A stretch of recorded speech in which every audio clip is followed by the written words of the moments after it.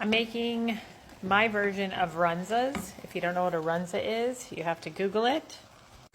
They're delicious.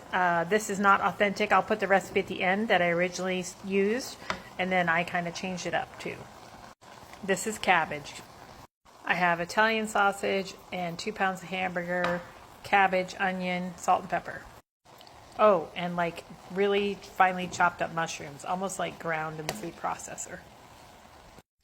So this is all cooked up and I want it to cool because I'm going to assemble them tomorrow. So I'm going to put more black pepper on top and put it in the fridge immediately to cool.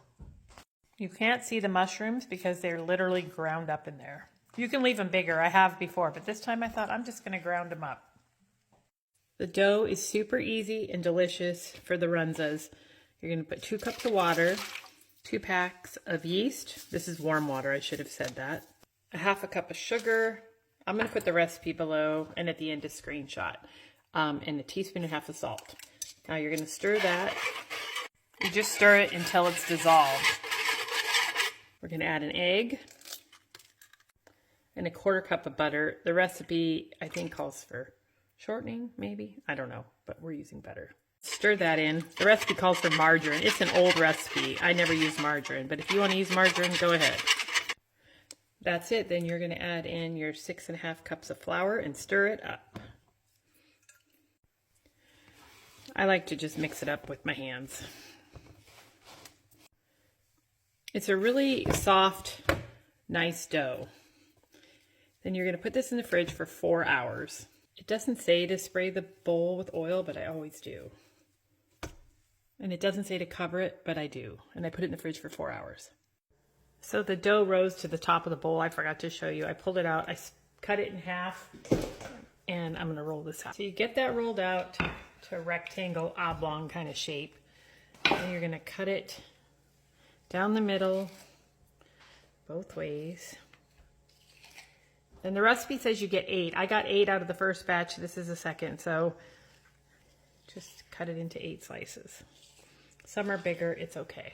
My meat and cabbage mixture has been refrigerated overnight, so now I'm going to scoop it up and roll them up. I'll show you. Like this one's really big and thick, so I'm going to cut it in half because I can make some smaller ones because maybe somebody doesn't want a huge one when they go back for seconds.